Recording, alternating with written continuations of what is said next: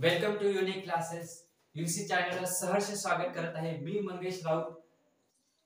माझ्या लाडक्या विद्यार्थी मित्रांनो, मैत्रिणींनो, आज आपण क्लास 10वी मध्ये याच्या आधीच्या लेक्चर मध्ये आपण एक जर्नी केली की आपण आपलं अस्तित्व कसं निर्माण झालेलं आहे.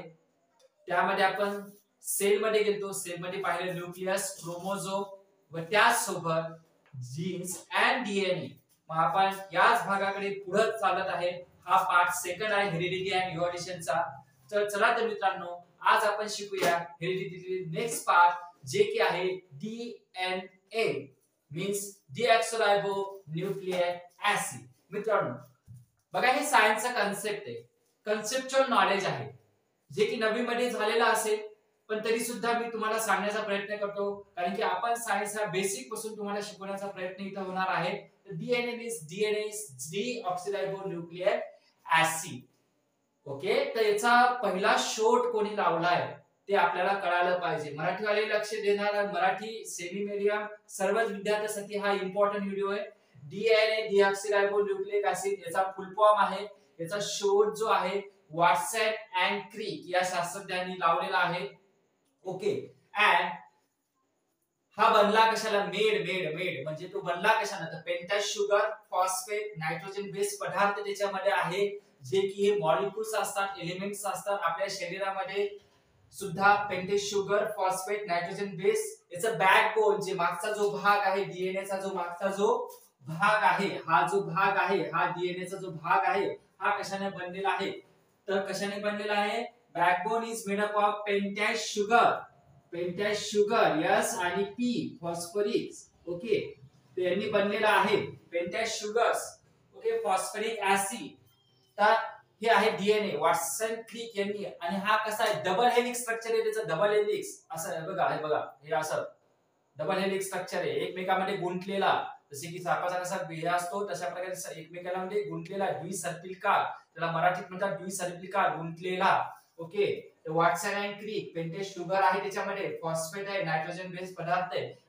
आपण थोडीशी माहिती बघत आहे की आपल्याला इम्पॉर्टन्स आहे की डीएनए चं पुढे आपण नेक्स्ट टॉपिक मध्ये आपण त्याचं काम बघणार आहे. आपण ट्रान्सक्रिप्शन, ट्रान्सलेशन, ट्रान्सलोकेशन सुद्धा आपल्याला बघायचं आहे, जे की इम्पॉर्टंट भाग आहे. त्याच्यामध्ये तुम्हाला डीएनए काय काम करतो, पण ते डीएनए आहे काय, कशाने बनलेला याची माहिती आपल्याला असायला हवी. तर 4 टाइप ऑफ नायट्रोजन बेस पदार्थ असतात, जसे की ऍडेनिन, ग्वानिन, सायटोसिन, थायमिन. ओके, याला तुम्ही एजीसीटी एजी म्हणजे आणि सीटी, तर लक्षात आलं असेल. एजी आपण बोलत ना, आपली आई बोलत ना आपल्या पप्पाला आहोजी, पण इथे फक्त काय करा, एजी करा, एजी. ओके, आणि सीटी, ठीक आहे, ही सीटी नाही, सीटी. ओके, तर ऍडेनिन, ग्वानिन, सायटोसिन अँड थायमिन यांची जोडी असते. बघा, डीएनए हा आपल्या याच्यामध्ये आपली ओळख आहे. तुम्हाला मी सांगितलं आधार कार्ड कशी आपली ओळख आहे, कुठेही गेली तर आधार कार्डवर आपली ओळख ठेवते त्याच्या नंबरवर. त्याच प्रकारे डीएनए ही आपली ओळख आहे, आपलं अस्तित्व, आपण कोणाचे आहोत. डीएनए चेकअप केल्यानंतर ह्या सगळ्या गोष्टी आपल्याला दिसतात. वयाच्या 6व्या म्हणजे 6 महिन्याच्या याच्यात आईच्या गर्भात जेव्हा असतो तेव्हा हे डीएनए कोडिंग बनायला लागते. आज जरी आपल्यामध्ये तुम्हाला काही कॉमन गोष्टी दिसत असते, सिमिलॅरिटी दिसत असते, पण तरी सुद्धा आपल्यामध्ये काही ना काहीतरी गोष्टी चेंजेबल आहे. तर हे काय आहे? डीएनए कोडिंग त्याची चेंजेबल आहे. म्हणून तुम्हाला प्रत्येक जण म्हणजे एक मनुष्य आहे, जे मनुष्य आहे, हा मनुष्य तुम्हाला ज्याचं रंग रूप, ठीक आहे, त्याच्यामध्ये तुम्हाला काही वेळेस चेंजेबल दिसत, ही डीएनए कोडिंग मुळे ही चेंजेबल तुम्हाला दिसायला लागेल. त्यांच्यामध्ये जी डीएनए कोडिंगची जी चेंजेस झाली, कारण की हे यांच्या ऍडेनिन, थायमिन सोबत, ग्वानिन, सायटोसिन सोबत ते ह्या सगळे हे चेंजिंग कोडिंग असते. ही प्रत्येकाची वेगवेगळी असते. हा जो तुम्हाला थंब दिसायला, त्या थंबच्या याच्यात ही जी कोडिंग जी आहे, ही कोडिंग सगळ्याची प्रत्येकाची फिंगरप्रिंट वेगवेगळे असं तुम्ही पाहिलं असेल सीआयडी मध्ये एखाद्या गुन्हेगाराला ओळखता तर त्याचं पहिले फिंगरप्रिंट घेतल्या जाते. तर इथं फिंगरप्रिंट मध्ये तुम्हाला डीएनए कोडिंग तुम्हाला लक्षात येऊन जाईल. ठीक आहे, जसे की तिथं मशीन असते त्या डीएनए फिंगरप्रिंटची, त्याच्यावर हे केलं की प्रत्येकाचे तुम्हाला वेगवेगळे दिसेल. ते डीएनए फिंगरप्रिंट ते डीएनए चा भाग आहे. हा त्याचा फुल फॉर्म आहे डीऑक्सिरायबो न्यूक्लिक ऍसिड. एकचे मास्टर मॉलिक्यूल आपण त्याला म्हणू, आपल्या सायंटिफिक मास्टर मॉलिक्यूल, जो की आपली प्रत्येकामध्ये असतो.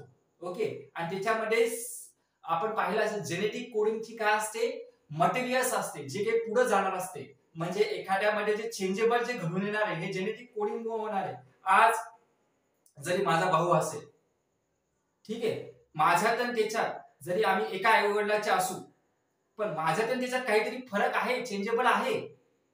काय आहे, कशामुळे आहे, तर हे कशामुळं, तर आमच्यात मध्ये असलेल्या जेनेटिक कोडिंग, जेनेटिक जे मटेरियल आहे त्यांच्यामध्ये डीएनए कोडिंग जे जे चेंजेबल आहे त्यांच्यामुळे आमच्यात बदल आहे. ठीक आहे, जरी आम्ही एक आहे, तुम्ही म्हणू शकता 2 हात आहे, 2 पाय आहे, सगळ्या गोष्टी सर्वांमध्ये कॉमन गोष्टी आहे, रक्त राड आहे, पण दिसण्यात, त्याच्या स्ट्रक्चरल मध्ये, हे याच्यामध्ये तुम्हाला चेंजेबल काही ना काही थोड्याफार गोष्टी चेंजेबल दिसेल. ओके, मग पुढचा भाग पाहूया आपण. हा शुगर प्लस नायट्रोजन बेस पदार्थ, म्हणजे याच्यामध्ये शुगर लाईक म्हणजे ग्लुकोज वगैरे नायट्रोजन बेस पदार्थ असतात. हा न्यूक्लियोसाइड ज्याला आपण करतो, आणि न्यूक्लियोटाइड म्हणजे 3 रेणूंचा न्यूक्लियोसाइड म्हणजे 2, त्याच्यामध्ये काय काय असते, न्यूक्लियोटाइड मध्ये असते शुगर प्लस फॉस्फेट. लक्षात ठेवा. ओके, काय न्यूक्लियोसाइड मध्ये असते शुगर प्लस नायट्रोजन बेस पदार्थ. हे जे नायट्रोजन बेसचे पदार्थ दिले तुम्हाला, ऍडेनिन, ग्वानिन, सायटोसिन, थायमिन, तर ह्या साइड म्हणजे 2. ओके, तर कशाकडे शुगर प्लस नायट्रोजन बेस पदार्थ यांच्यापासून बनतो न्यूक्लियोसाइड. आणि न्यूक्लियोसाइड मध्ये जर एक जर फॉस्फेटचा रेणू मिसळला तर त्याचा बनते न्यूक्लियोटाइड. काय, न्यूक्लियोटाइड. ओके, अँड नेक्स्ट जो मॉलिक्यूल आहे आपला इम्पॉर्टंट मॉलिक्यूल आहे आरएनए, राइबोन्यूक्लिक ऍसिड. ओके मित्रांनो, पुन्हा एकदा सांगते, राइबोन्यूक्लिक ऍसिड. माझ्या लाडकी विद्यार्थी मित्रांनो लक्ष ठेवा. ठीक आहे, जसे आरएनए, राइबोन्यूक्लिक ऍसिड, याला second important of nucleic acid म्हणतो. डीएनए ला हेल्प करतो. बघा यांची मित्रता खूप घट्ट आहे, अतूट नातं आहे डीएनए आणि आरएनए, अतूट नातं, किंवा तुटणार नाही. हा त्याचा हेल्प करतो तुम्हाला transcription, translation, translocation, protein synthesis करताना. हा आरएनए हा डीएनए ला मदत करतो. नातं खूप अतूट आहे, असंच नातं पाहिजे. ठीक आहे, आजकालचं नातं कसं झालेलं, स्वार्थपायी झालेले, स्वार्थपोटी. आज माझं काम केलं तर मी आहे सोबत, नाही तर विसरून जायचं. पण हा नाही, हा साथ सोडत नाही. हा सेकंड इम्पॉर्टंट न्यूक्लिक ऍसिड आहे RNA. RNA second important nucleic acid. नातं टिकवावं लागते. नातं हे बिना स्वार्थाचं असं तेव्हा टिकते. ठीक आहे, आपलं अस्तित्व, ठीक आहे, आपण जो बघत होतो आपलं अस्तित्व, तर आपलं अस्तित्व हे करण्याचं काम हे 2 मॉलिक्यूल डीएनए, आरएनए, ठीक आहे, हे आपली ओळख आहे. ते आपल्या बॉडी मध्ये असतात. राइबोन्यूक्लिक ऍसिड एक सिस्टमॅटिक सगळे कामं चालतात. ठीक आहे, RNA is a second important nucleic acid. RNA is a single standard. हा डबल स्टँडर्ड आहे, तर हा कोणता स्टँडर्ड आहे, सिंगल स्टँडर्ड. डिफरन्स बिटवीन करता येईल तुम्हाला. डीऑक्सोराइबोन्यूक्लिक ऍसिड याचा is a master molecule. This is a second nucleic acid by the molecules. Okay, is a single strand, is a double strand, double helix structure, is a single strand. Is the backbone याचा कशाने बनलेला असतं, is made up by the made up of pentose sugar and phosphoric acid. याच्यामध्ये सुद्धा nitrogen base पदार्थ असते. फक्त ऍडेनिन, guanine, cytosine, thiamine यांच्याऐवजी जे काही युरॅसिल नावाचं जे काही नायट्रोजन बेस पदार्थ असते ते सुद्धा असते, युरॅसिल. ठीक आहे, यांच्यामध्ये सुद्धा नायट्रोजन बेस पदार्थ असते. आरएनए मध्ये फक्त चेंजेबल आहे युरॅसिल, जे की यांच्यामध्ये असतो. ओके, तर अशा प्रकारे आरएनए. चला मित्रांनो, पुन्हा आपला टॉपिक जो की आरएनए.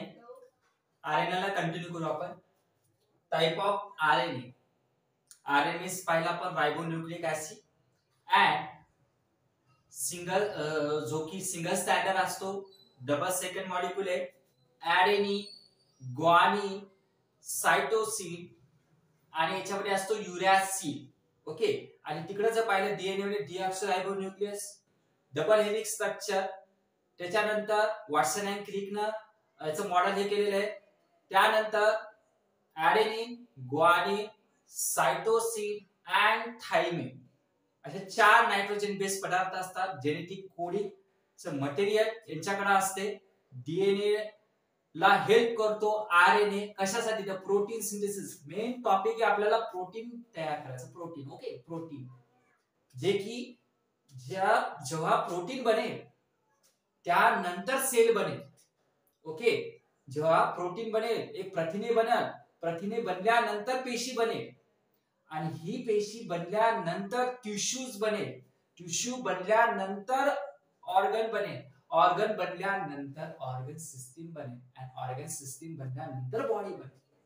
मराठीत एकदा सांगतो मित्रांनो, पहिले प्रथिने, प्रथिने एक गोळा जो आहे त्याच्यानंतर त्याच्यापासून पेशी, पेशी पासून त्याच्यानंतर तुमची उती, उती नंतर अवयव, अवयव नंतर अवयव संस्था आणि अवयव संस्था म्हणल्यानंतर शरीर.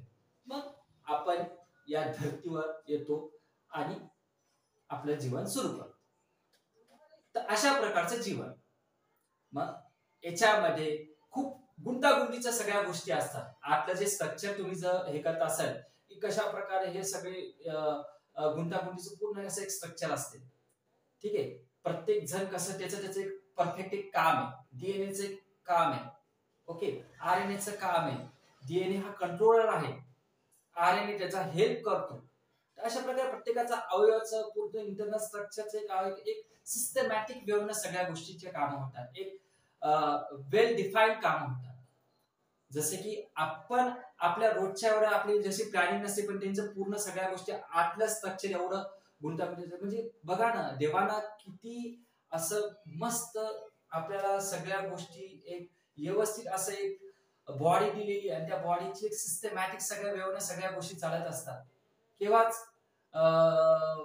एकमेकाशी हे करत नाही, भांडत नाही, काय करत नाही, आपापली सिस्टीम चालू राहते. किती एक वेल डिफाईन्ड काम आहे. ठीक, एक भगवंताची देवाचीच हे की एक असं एक यंत्र जे की आपल्याला हे चालवण्यासाठी हे शरीर आपल्याला हे करून दिलेले आहे. म्हणजे याला कोणतरी चालवणारा कोणतरी आहे की हे सगळं सिस्टमॅटिक सगळ्या गोष्टी हे करत एक मानवाला असं एक रूप दिलेलं आहे. ठीक आहे. हा तसंच mRNA मॅसेंजर आरएनए, आरएनए ची टाईप बघूया. Messenger RNA, rRNA means ribosome RNA, tRNA transfer RNA, असे 3 टाईप आहेत. या प्रत्येकाचं एक फंक्शन आहे, कार्य आहे, ते आपण बघूया.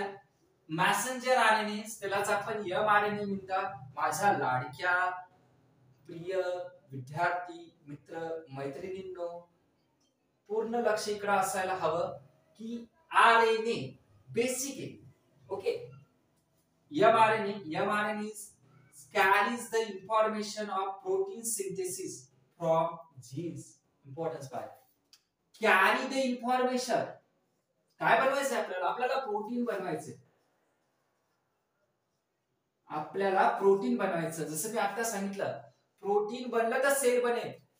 म्हणजे इन्फॉर्मेशन कोणाकडे आहे? मी तुम्हाला असं म्हणलं की डीएनए हेल्प करतो, डीएनए ला हेल्प करतो हा आरएनए. तर आरएनएच्या एका घटकाकडे म्हणजे mRNA याच्याकडे इन्फॉर्मेशन आहे. कशाची? प्रोटीन सिंथेसिस करण्याची, प्रोटीन बनवण्याची, प्रथिने बनवण्याची. From genes. कोणाकडून घेतो? जीन्स कडून. जीन्स कडून माहिती कशाची? प्रोटीन सिंथेसिस, प्रथिने बनवण्याची, प्रोटीन तयार करण्याची माहिती ही कोणाकडे भेटते? mRNA कडे. तर आपल्याला प्रोटीन बनवायचं आहे पण mRNA कडे ही इन्फॉर्मेशन आहे. इन्फॉर्मेशन आहे, इन्फॉर्मेशन. आणि ही इन्फॉर्मेशन कोणाकडून घेते? तर जीन्स कडून. ओके, जीन्स हा कंट्रोलर आणि फंक्शनल पूर्ण स्ट्रक्चर, सेल कशी बनणार, काय बनणार, हे सगळं जीन्स ठरवते. जीन्स आपण जे मागच्या टॉपिकला पाहिलं, जीन्स जनुके त्याला मराठीत म्हणतात. तर हे जेनेटिक कोड्स तयार होतात. सेलचं सगळं फंक्शनल वगैरे हे कोण चालवते? तर जीन चालवते. पेशीचं पूर्ण कार्य कोण चालवते? तर जनुके चालवतात. आणि हे जनुके कडे जे काही जेनेटिक जे मटेरियल्स वगैरे हे क्रोमोझोम पुढच्या नेक्स्ट जनरेशन कडे जात असते. तर आपण mRNA carry the information. mRNA हा कॅरी करतो इन्फॉर्मेशन कशाची इन्फॉर्मेशन? प्रोटीन सिंथेसिसची. कोणाकडून? जीन्स कडून. In the nucleus to the ribosome in the cytoplasm which produce the protein. म्हणजे आणि हे कोणाकडे जाते? न्यूक्लियस कडे जाते. आणि त्या याच्यामध्ये या पेशीमध्ये रायबोसोम नावाचा घटक असतो. हे आहे न्यूक्लियस. या रायबोसोम द रायबोसोम इन द सायटोप्लाझ्मा. रायबोसोम असतो सायटोप्लाझ्मा. म्हणजे इथे सायटोप्लाझ्मा हे जे द्रव पदार्थ दिसायला आहे त्याला आपण पेशी द्रव्य सुद्धा म्हणू. The cytoplasm which produce the protein. म्हणजे लक्षात द्या मित्रांनो, इम्पॉर्टंट भाग आहे की mRNA चं काम पाहते आपण. जर हे समजलं तर पुढचा टॉपिक तुम्हाला लक्षात येईल. mRNA इन्फॉर्मेशन कशाची घेतो? तर ती घेतो प्रोटीन बनवण्याची. प्रोटीनची मी गरज सांगितली. प्रोटीन बनलं तर पुढे सेल बनेल आणि सेल बनलं तर नंतर पुढच्या गोष्टी होईल. ठीक आहे. जसे की आपली आई, त्या आईला माहितीये, ठीक आहे, आपली आई जर स्वयंपाक काय आधीच आला नसेल, तिची आधी माहिती घेतली असेल ना, तर ती माहिती ती आईकडे आली. नंतर मग ती पुढची प्रक्रिया झाली. ठीक आहे. ती पोळी वगैरे जी काय बनली, ती भाजी वगैरे ते नंतर झाले. पण आधी इन्फॉर्मेशन तर गरजेची आहे. ती mRNA का, ती इन्फॉर्मेशन ती एकाकडून दुसऱ्याकडे. ओके. ते mRNA कडे आहे प्रोटीन सिंथेसिस करण्याची. ती mRNA कडून कुठे जाते? ती mRNA जी की न्यूक्लियस कडे रायबोसोम असते त्याच्याकडून, आणि त्याच्यामधला जो पेशीमध्ये जे सायटोप्लाझ्मा आहे, पेशी द्रव्य आहे, तो नंतर प्रोड्यूस करतो काय? प्रोटीन सिंथेसिसचं काम चालू राहते. म्हणजे तो सरळ याचा अर्थ आहे की प्रोड्यूस प्रोटीन तयार करायला सुरुवात होते. ते एक प्रक्रिया. जसे की मी तुम्हाला आपल्या घरगुती उदाहरण दिलं. आपली आई जी स्वयंपाक, पण तिला आधी थोडी स्वयंपाक, तिने इन्फॉर्मेशन घेतली. ओके. ही इन्फॉर्मेशन कॅरी झाली पुढे. ही कॅरी झाली पुढे गेली. आणि ही इन्फॉर्मेशन जसे की इथं जशा प्रकारे प्रोटीन सिंथेसिसची माहिती जी जीन्स कडून घेतली, जीन्स समजून घ्या की दादी वगैरे आपली त्यांच्याकडून घेतली, आणि ही नंतर पुढे गेली आईकडे. त्याच्यानंतर जसं की रायबोसोम इन द सायटोप्लाझ्मा, त्याच्यात गेल्यानंतर आईकडे गेल्यानंतर ते सगळं बाकीच्या इतर ज्या गोष्टी आहेत त्यापासून मग नंतर तिने स्वयंपाक बनवायला शिकवलं. तर अशा प्रकारचं एक प्रक्रिया तुम्ही तुमच्या जसं उदाहरण पाहिजे त्यानुसार घरगुती उदाहरण तुम्ही समजू शकता. ठीक आहे. तर एकदा पुन्हा एकदा सांगतो, mRNA कडे इन्फॉर्मेशन आहे प्रोटीन सिंथेसिसची. ही इन्फॉर्मेशन जी इन्फॉर्मेशन आहे ती घेतो जीन्स कडून. जीन्स कडून घेतल्यानंतर पुढची प्रक्रिया सुरू होती जी की सेल मध्ये रायबोसोम. हा रायबोसोम नावाचा जो घटक आहे, त्याच्यानंतर त्याच्यामध्ये अजून ऍड जे सायटोप्लाझ्मा, हे मिळून काय तयार करतात? Protein synthesis. आपल्याला मेन मुद्दा लक्षात ठेवायचा आहे की प्रथिने बनवायचे. Okay. Next it's rRNA means ribosome RNA, the molecule of RNA which is a components of the ribosome organelles. बघा, हे रायबोसोम ऑर्गनल. The molecule of RNA which is components of the ribosome organelle. हे रायबोसोम ऑर्गनलचे कंपोनेंट्स असते. Okay. रायबोसोम perform the function of the protein synthesis. बघा, रायबोसोम पूर्ण function चालवते. Protein कसं बनणार, काय बनणार, याचं पूर्ण कार्य कोण पाहते? कोणीतरी पाहणार ना, डिक्टेटर लागल ना. तसं जसे की आपण पाहिलंय की डीएनए सुद्धा कंट्रोलर आहे. ठीक आहे, पूर्ण या प्रोसेसचा. तसं रायबोसोम कडेही काम वाटून दिलेले आहे. जीन्स सेलचं पूर्ण फंक्शन पाहतो, तसं रायबोसोम हा पूर्ण फंक्शन पाहतो. प्रोटीन सिंथेसिसचं फंक्शन पाहतो, पूर्ण कार्य पाहतो की प्रोटीन कसं बनणार, काय बनणार, कशा प्रकारे ही प्रक्रिया होणार. कोणीतरी कंट्रोलर पाहिजे. ठीक आहे. आपल्याही घरी आपले वडील वगैरे हे पूर्ण ठरवतात. ठीक आहे. कोणाकडे कसं काम द्यायचं, कसं हे करायचं, पूर्ण एक सरकार बी चालवायचं असेल तर तुम्हाला माहिती असायला हवं की पंतप्रधानाकडे सगळे गोष्टी असतात. पण पंतप्रधान सगळे काम करतो का? नाही, तो वाटून देतो. प्रत्येकाचं काम वाटून देतो. तसंच एक काम रायबोसोम कडे आहे जे की rRNA, या आरएनए मधला जो दुसरा टाइप आहे rRNA, याच्याकडचं काम आहे की हे प्रोटीन सिंथेसिस जे काय होणार आहे, प्रोटीन सिंथेसिस म्हणजे प्रथिने बनवण्याची जी प्रक्रिया आहे, त्याच्यामध्ये जी बनण्याची जी प्रक्रिया आहे, त्यावेळेस जो इम्पॉर्टंट भाग जे पूर्ण जे फंक्शन जे कार्य जो पाहतो तो आहे रायबोसोम. मित्रांनो, रायबोझोम। अशा प्रकारे आरएनए आणि next is a tRNA means transfer RNA. Transfer RNA आपण त्याला म्हणतो the RNA molecule which is according to the message of the mRNA carry and the amino acid up to the ribosome is called as a tRNA. म्हणजे transfer म्हणजे स्थानांतर, एका जागेवर दुसऱ्या ठिकाणी जाणे। पण त्याच्यात अजून एक गोष्ट ऍड होणार, अमिनो ऍसिड। बघा हे एक इम्पॉर्टंट एक ऍसिड आहे अमिनो ऍसिड आपल्या शरीरासाठी, ठीक आहे, जे की जेव्हा आपण प्रोटीन घेत असतो त्यावेळेस हे अमिनो ऍसिड बनते, आपल्या बोन्स मध्ये असते, ठीक आहे, अलग अलग, जसे की मेलेनिन जे की आपल्या स्किन वगैरे कलर, आपल्या त्वचेचा कलर वगैरे हे सगळं ते ठरवतात, हे अमिनो ऍसिड ठरवतात। जे आपण नेक्स्ट सेकंड चॅप्टर बघू तेव्हा तुम्हाला याच्यामध्ये सगळी अचूक डिटेल माहिती भेटेल की अमिनो ऍसिड काय, हे केव्हा बनतात, कसे बनतात। तर अमिनो ऍसिड जेव्हा प्रोटीन सिंथेसिस करायच्या वेळेस हे इम्पॉर्टन्स असतात। जेव्हा आपण प्रथिनयुक्त पदार्थ खातो, प्रोटीन युक्त पदार्थ खातो त्यापासून हे अमिनो ऍसिड बनते। त्याच्यामध्ये तुम्हाला मेलेनिन मध्ये दिसेल, आपल्या लिव्हर्स मध्ये दिसेल, त्यानंतर बोन स्ट्रक्चर जेव्हा आपलं बनते त्यावेळेस अमिनो ऍसिडची गरज पडते। नेक्स्ट सेकंड चॅप्टर मध्ये आपण अजून याची डिटेल घेऊ। सध्या फक्त माहिती एवढी लक्षात ठेवा की हे अमिनो ऍसिड कसे बनतात जेव्हा आपण प्रथिनयुक्त पदार्थ खातो। आता या अमिनो ऍसिडचं काम आहे आपल्याला प्रोटीन सिंथेसिस करायचं। पुन्हा एकदा प्रोटीन आपल्याला इम्पॉर्टन्स आहे की पुढे सेल बनण्यासाठी। The RNA molecules which according to the message, okay, mRNA कडे मेसेज तो घेतो जीन्स कडून, तो जीन्स कडून घेतल्यानंतर न्यूक्लियस कडे जाणार, न्यूक्लियस कडे जे रायबोसोम सायटोप्लाझ्म आहे हे नंतर हे प्रोटीन सिंथेसिसची प्रक्रिया सुरू होणार। रायबोसोम जो आरएनए हा पूर्ण फंक्शन चालवणार प्रोटीन सिंथेसिसचं, आणि टीआरएनए त्याच्यामध्ये अमिनो ऍसिड कॅरी करून कोणाकडून, mRNA कडून, ठीक आहे, रायबोसोम कडे रायबोसोम कडे जाणार आणि नंतर टीआरएनएचं काम आहे यांना काय करणं, ट्रान्सफर करणं। तर अशा प्रकारे आपण आरएनए, डीएनए या सगळ्या गोष्टी पाहिल्या। डीऑक्सिरायबोन्यूक्लिक ऍसिड आणि रायबोन्यूक्लिक ऍसिड। तर आज मित्रांनो आपण इथंच थांबूया। डीएनए आणि आरएनए ची माहिती जर तुम्हाला छान आवडली असेल तर नक्कीच लाईक करा, सबस्क्राइब करा। अजून तुम्हाला जर पुढचा टॉपिक म्हणजे जो की पुढचा जो टॉपिक येणार आहे आपला इव्हॉल्युशन, त्यानंतर जो की याचे एव्हिडन्स वगैरे आपण हे सगळं बघणार आहोत, त्यासोबत बोर्डचे क्वेश्चन सुद्धा बघणार आहोत। जर तुम्हाला जर खरंच व्हिडिओ हा जर आवडला असेल तर नक्कीच लाईक करा, मलाही तेवढंच तुमच्याकडून प्रोत्साहन भेटेल आणि अजून मी तुम्हाला अजून बेटर, तुम्हाला चांगल्यात चांगलं कन्सेप्च्युअल नॉलेज देण्याचा मी तुम्हाला